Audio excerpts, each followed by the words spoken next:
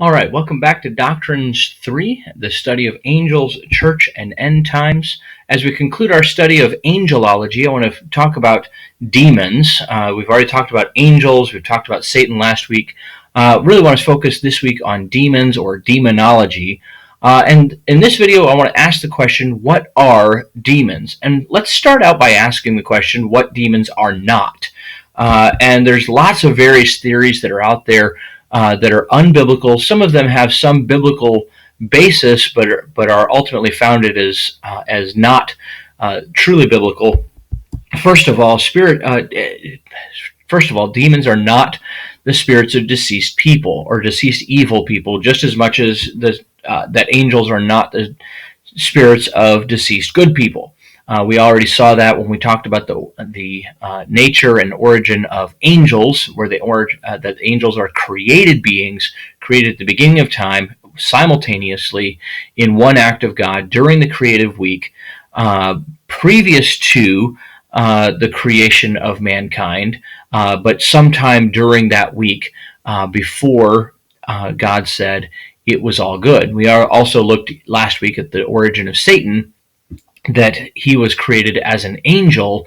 But let's look at this theory that demons are the spirits of deceased evil people. This was something that came over from the ancient Greeks. Demonology was very much interesting to them. And Philo, Josephus, some Jewish writers in the intertestamental period, early Christian writers kind of picked up on this. But certainly is not biblical, does not have any basis whatsoever in the Bible. Instead, what we see is that evil people, according to Luke 16 and many other passages, immediately pass from this life into the afterlife, or Hades, the place of departed spirits, where they await in torment their judgment in the lake of fire.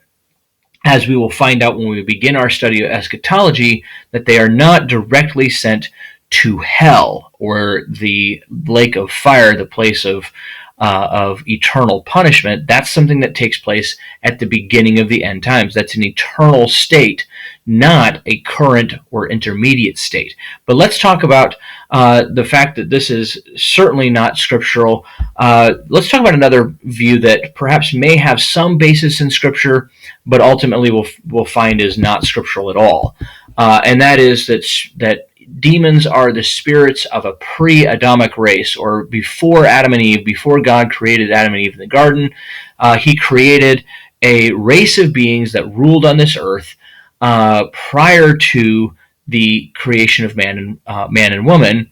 That there was the war in heaven, or the war took place, and this race of people who lived before Adam and Eve were then punished. The good people became the angels. The bad people became the demons. This is what's called the gap theory.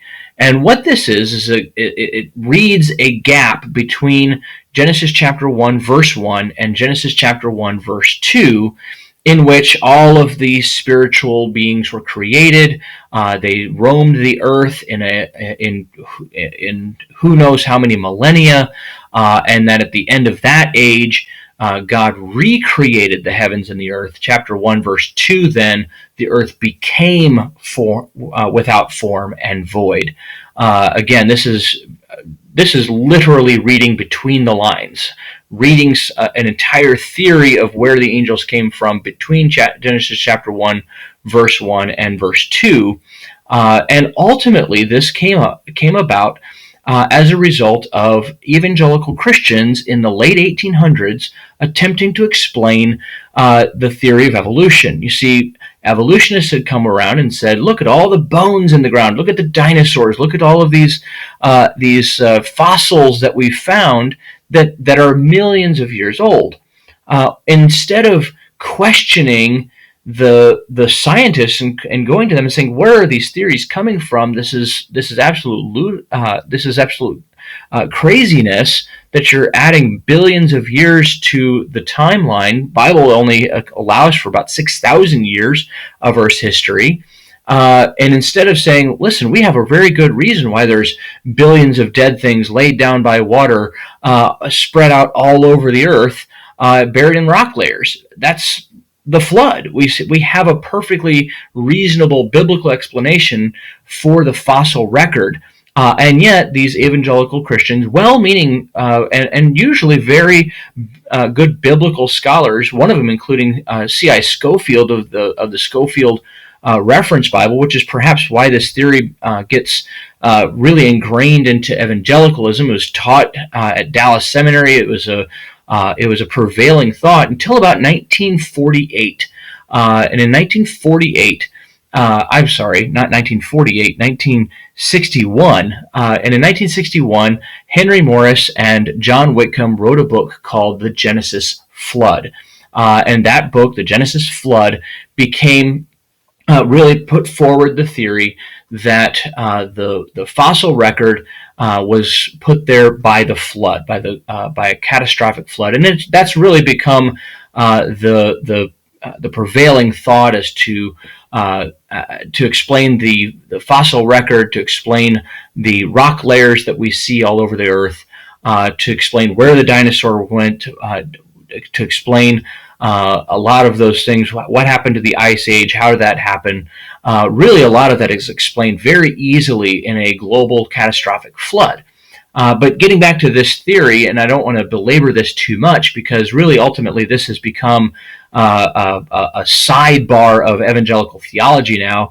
Very few people believe this, very few people teach this anymore, but it's still kind of persistent in some of the older generations, older churches that were taught this when they were young, were taught this when they went to seminary and whatnot. But ultimately, they would say that the demons and the angels were in this pre-Adamic race that took place before Genesis chapter 1, verse 2. And that is certainly not the case. We don't see that anywhere in Scripture. It does not bear itself out in the remainder of Scripture when God created the heavens and the earth, that was the initial act of creation, and it only took him 6 days to do so. And during that period of time, at some undisclosed time, he also created the angelic forces, including those that would become demons. Ultimately, when we see that Genesis chapter 1, verse 3 in their mind, that recreation of the earth becoming without form and void, that this creation of humanity that fell is now the spirits of demons. That's what they say. The problem with this, major problem, is that it really depends on a creation of humanity, or creation prior to, or creation of some race of people before Genesis chapter 1 and chapter 2. Certainly no biblical warrant for this. But most specifically, and this is really where it theologically becomes a very big issue, is Romans chapter 5, verse 12 becomes a major issue. Romans chapter 5, verse 12 is very clear that sin entered the world through one man. That the initial act of sin, we talked about this last week with Satan and when did Satan fall. I believe very firmly that while sin was discovered in the heart of Satan, iniquity was discovered in the heart of Satan because of his great pride, is what we saw last week in Isaiah chapter 14 and Ezekiel chapter 28, but that his initial act of rebellion was in the garden. That when the serpent came to Eve, that was in fact Satan's initial act of rebellion, trying to convince mankind to choose him rather than God. That there was no war in heaven prior to that point. The demons did not exist prior to that point. Satan was, well, they did exist. They existed as angels before that point. And that at the fall of man, the judgment of Satan, Genesis chapter 3, verse 15, that is the point at which man succumbed to death. At that point, spiritual death took place. That's when evil enters the world. That's when sin enters the world, because that's ultimately what Scripture says. All right. Here's what I would say, that they are fallen angels, and this is the prevailing thought of evangelicalism today. We see lots of evangelical theologians going all the way back to H. Strong, Hodge, and C.H. Morgan, A.C. Gaebelein, Meryl F. Unger, many of those in the early 20th century that really came to this, and it goes even back further than that. But the fact that the demons are fallen angels, but the ones that are unconfined. We'll get to that in a second, that there are free demons and there are confined demons that we see in Scripture. It teaches that Lucifer rebelled against God in the fall as he deceived Eve, fell against from his place of prominence. Notice his position of prominence, not necessarily his ability to enter heaven. We saw that in Job chapter 1 and chapter 2. We see that in Revelation 12, where he's ever before the throne to accuse the brethren. Job chapter 1, the sons of God, including the demons, are presenting themselves before God in heaven. So they're not. It's not that he was kicked out of heaven location-wise. He still has access to heaven, but he loses his place of prominence. He loses his position in heaven. And he leads with him a host of those lower-ranking angels, obviously lower-ranking than he, in this rebellion. And about a third of the angels rebel with him, and they then become the demons. Lucifer, in Matthew chapter 12, is called the ruler of the demons. So this would make a lot of sense. If he is a fallen angel, then they would also be fallen angels. Matthew chapter 25 talks about the devil and his angels. Again, pretty well confirming if the devil has angels, those would be the demons. Revelation chapter 12, then the dragon and his angels. A third of the angels then falling, becoming the demons. All right. Scripture does indicate, though, that there are two groups, or at least two groups of demons, confined and unconfined, and perhaps the confined are listed in two different groups. Perhaps they're the same group, but two different places we see confined angels, confined demons who are awaiting judgment. These are not the demons that we talk about in demon possession or in spiritual warfare. These are a special group that are spoken of in Scripture. Let's talk about those. One of those groups of demons are free, obviously, and active in the world. Those ones we talk about in demon possession. We talk about those in spiritual warfare. But there's at least one group of fallen angels who are in confinement. There might be two. They might be the same group. Other fallen angels are bound in confinement. They're mentioned as being confined to Tartarus.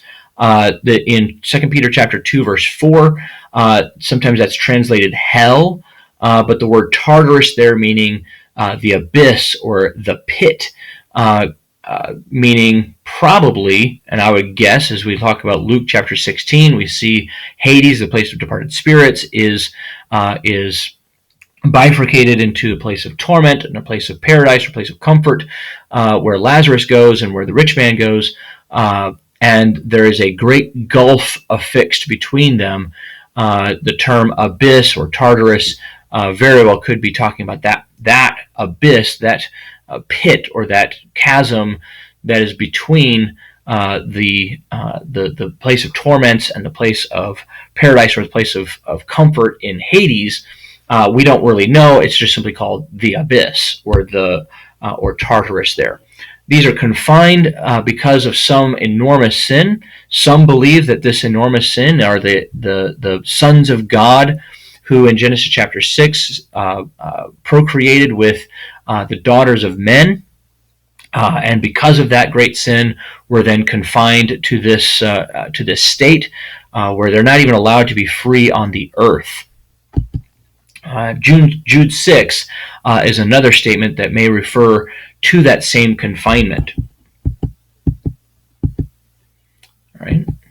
Another group of fallen angels, perhaps the same group, but maybe a different group, talks about being confined to the pit in Luke chapter 8, and also in Revelation chapter 9. The reason why some people believe that this is the same group is because of that term, the pit, or could also be the abyss or Tartarus, but also The reason why some people believe that these are different groups is because one is confined, waiting judgment, whereas in Revelation chapter 9, verse 2, it says that these demons who have been confined to the pit are let loose on the earth during the tribulation period.